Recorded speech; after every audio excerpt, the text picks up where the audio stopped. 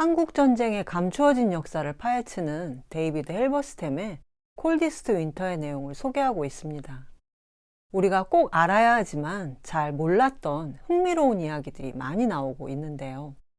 오늘은 드디어 저자인 헬버스템이 이 책을 쓴 계기가 된 장진호 전투에 대해 알아보겠습니다. 최근 중국에서 이 장진호 전투를 배경으로 만든 영화 장진호가 개봉됐는데 2,300억을 들이고 세계적으로 유명한 중국 감독 3명이 공동 연출한 대작이라고 합니다. 영화를 제가 직접 보지는 않았지만 6.25 전쟁은 항미 원조 전쟁이고 장진호 전투가 중국이 미국을 상대로 거둔 커다란 승리였다는 점이 강조된 영화라고 합니다. 그동안 오직 미국의 입장에서 한국 전쟁을 바라보던 우리로서는 이런 중국의 시각이 낯설기도 하고 당황스럽기도 한데요. 지금 중국과 미국의 패권 다툼이 격화돼 가고 있는 시점에 이런 영화를 만든 것은 자신들이 미국과 전쟁에서 이미 한번 크게 이긴 적이 있다는 것을 과시하기 위함이 아닐까 생각됩니다.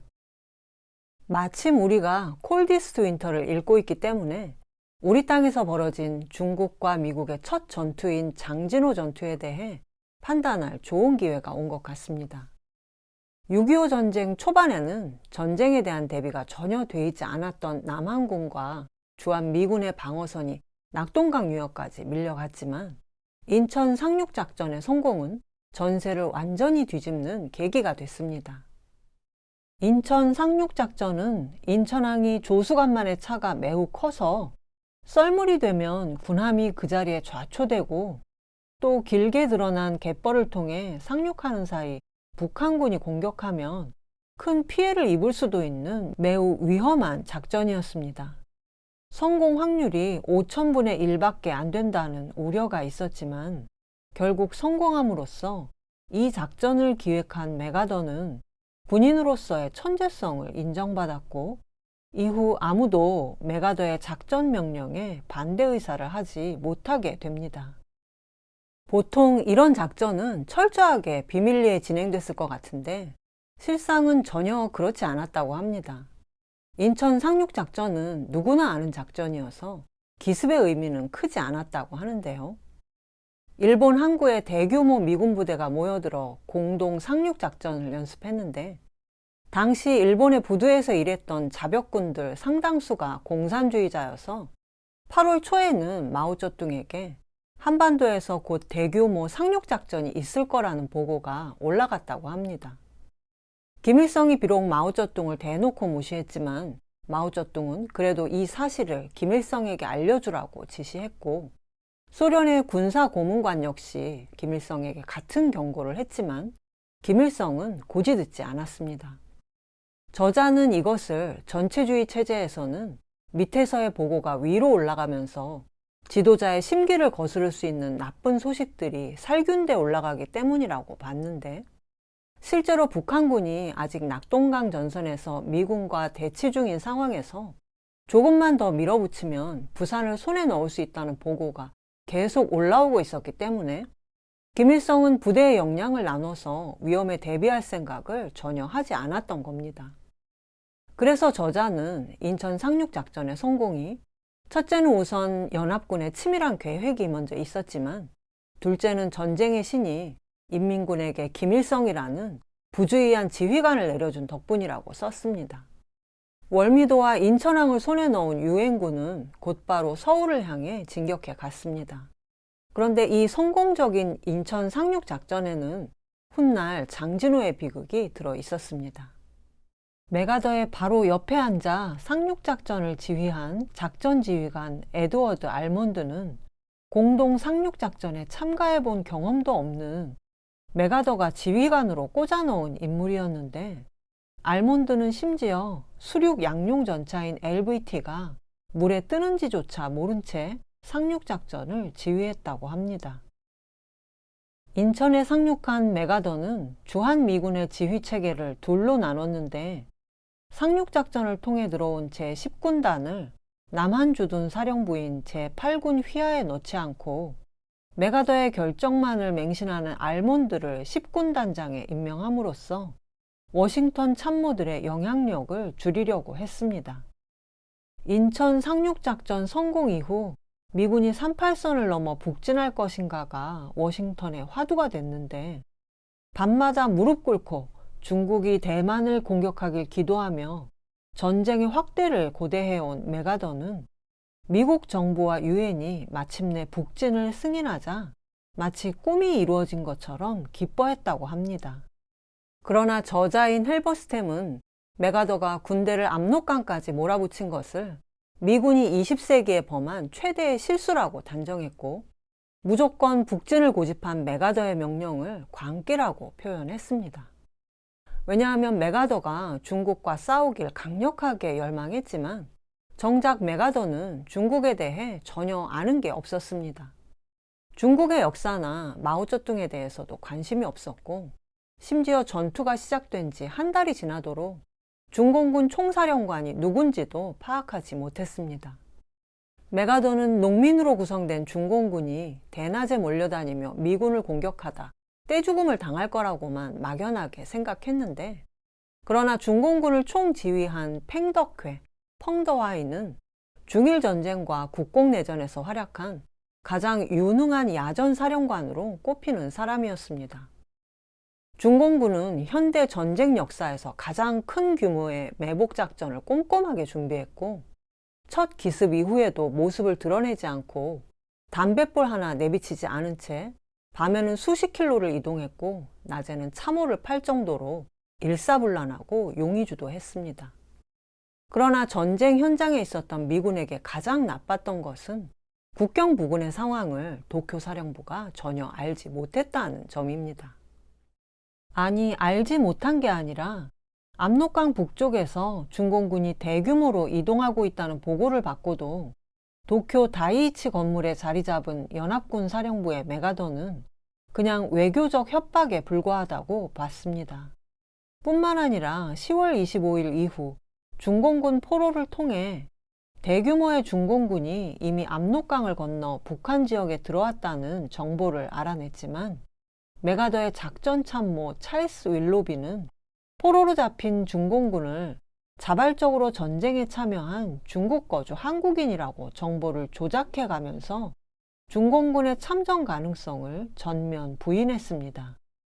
중공군의 첫 공격이 있은 이후에도 메가더는 중공군이 북한에 와 있는 것은 사실이지만 전쟁에 개입할 의사가 전혀 없으며 미군이 북쪽으로 밀고 올라오는 것을 핑계 삼아 다시 압록강을 넘어 중국으로 돌아가고 싶어 한다는 근거 없는 말을 퍼뜨렸습니다. 그러고도 모자라 다시 한 라디오 인터뷰에서 크리스마스 무렵이면 한국 전쟁이 끝날 것이라고 말했는데, 바로 다음 날인 11월 25일부터 약 2주간 운산과 장진호에서 미군과 유엔군은 커다란 타격을 받게 됩니다. 이 운산과 장진호에서 있었던 전투는 거의 동시에 벌어졌고, 여기서 벌어진 일들을 고발하기 위해 헬버스템이 이 책을 쓴 건데, 저자의 주된 지적은 당시 이미 30만 명에 달하는 중공군이 한반도에 들어와 덫을 놓고 매복해 있었고, 일선에서 이미 중공군과 교전을 벌이고 있는 상황에서 도쿄 사령부가 중공군의 참전을 애써 부인한 채 장병들에게 무조건 밀고 올라가라는 잔인한 명령을 내렸다는 겁니다.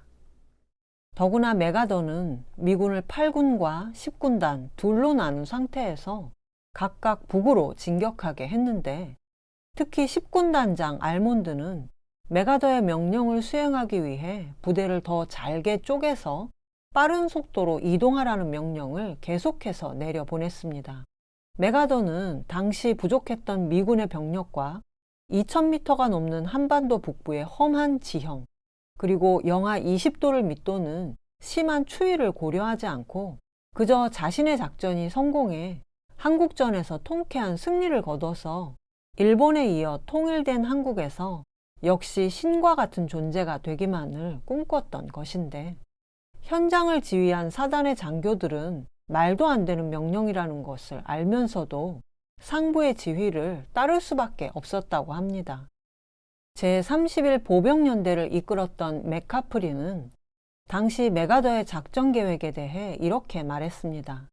그 계획은 한반도 정세와 전혀 맞지 않았습니다. 누가 봐도 그런 작전을 지시하는 본부가 제정신이 아니라고 말했을 겁니다. 압록강 쪽으로 진군을 시작하는 순간부터 우리는 정신병자와 함께 정신병원에 감금된 것 같았습니다. 중공군은 만반의 태세를 갖추고 우리를 노리고 있는데 그런 적의 진지에 제 발로 걸어 들어가는 기분은 직접 겪어보지 않으면 모를 겁니다. 가는 곳마다 끝도 없이 밀려오는 중공군의 인해 전술에 지칠 대로 지쳤습니다. 도쿄 본부에서 오는 명령은 하나같이 말도 안 되는 것들이었어요. 우리를 죽이려고 혈안이 된 사람들이 아닌가 하는 생각이 들 정도였으니까요. 이러다가는 우리 중에서 한 사람도 살아남지 못할 거라는 생각이 머릿속을 태웠지만 본부에서는 계속 전진하라는 명령만 내렸습니다. 인천 상륙작전이 성공하자 메가더는 정말 제대로 미친 사람처럼 굴었습니다.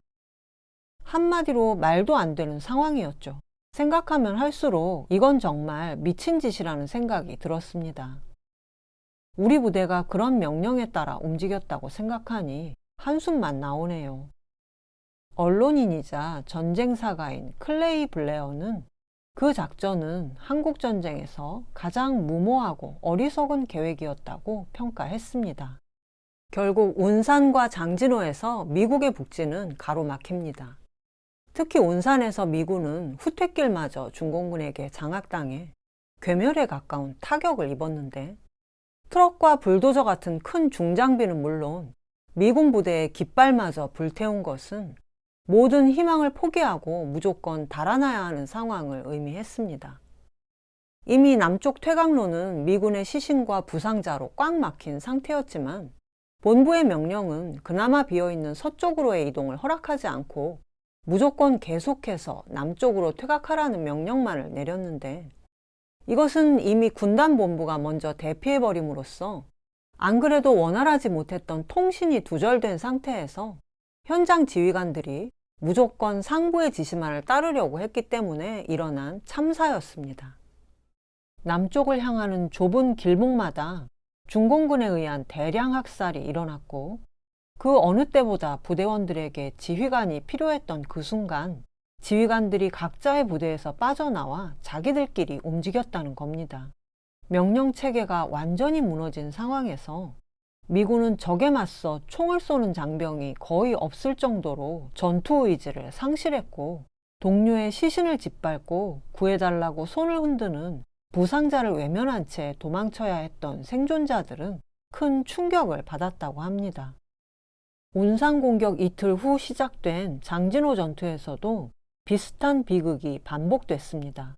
여기서도 10군단 소속 제1해병대가 다른 부대와 연락이 두절된 상태에서 중공군 6개 사단 6만 명에 둘러싸였는데 역시 퇴로가 하나뿐인 좁은 지역으로 자청해 들어갔다는 점에서 운산의 경우와 같았습니다.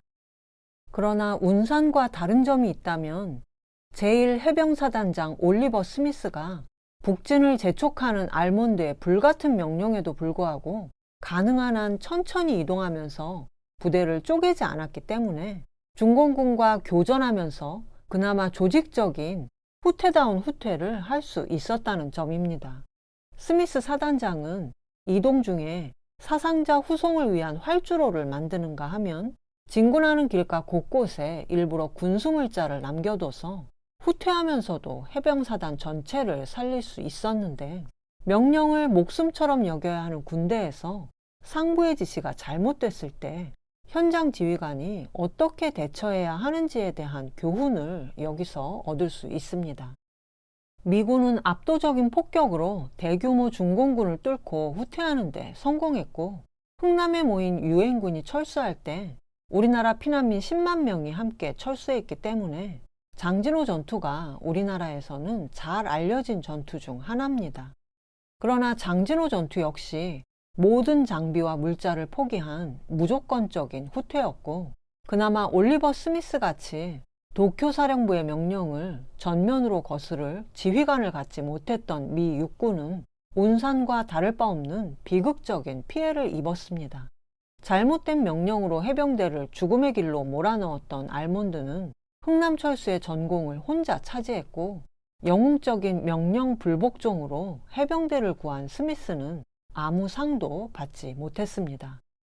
이렇게 중공군의 첫 공격이 대성공하면서 운산과 장진호 전투 이후 미군과 유엔군은 적에 대한 공포를 갖게 됐고, 말이 후퇴지 후퇴를 위한 대형도 제대로 이루지 못하고 패배감을 아는 채 도주에 가까운 후퇴를 해서 평양과 서울을 다시 내주게 됩니다.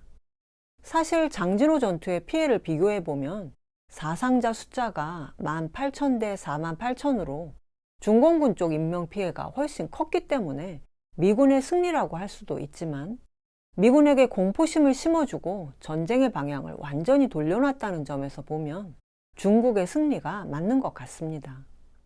지금 북한 땅에 남아있을 거라고 추정되는 미군 유해가 총 5,000여 구인데, 이 중 운산과 청천강 유역에 1,500여 구, 장진호 근처에 1,000여 구가 있을 거라고 추정돼서 북미 회담 때 공동 유해 발굴 제안이 오갈 때마다 빠지지 않고 거론되는 곳이 바로 이 두 지역입니다. 또 장진호 영화에서 총을 들고 경계를 서다 그대로 얼어 죽은 중공군의 표현이 지나친 것이 아니냐는 이야기가 있지만, 실제 당시 장진호가 위치한 개마고원 주변은 밤이면 영하 40도까지 내려갔기 때문에 오히려 실제에 가까운 장면이라고 합니다.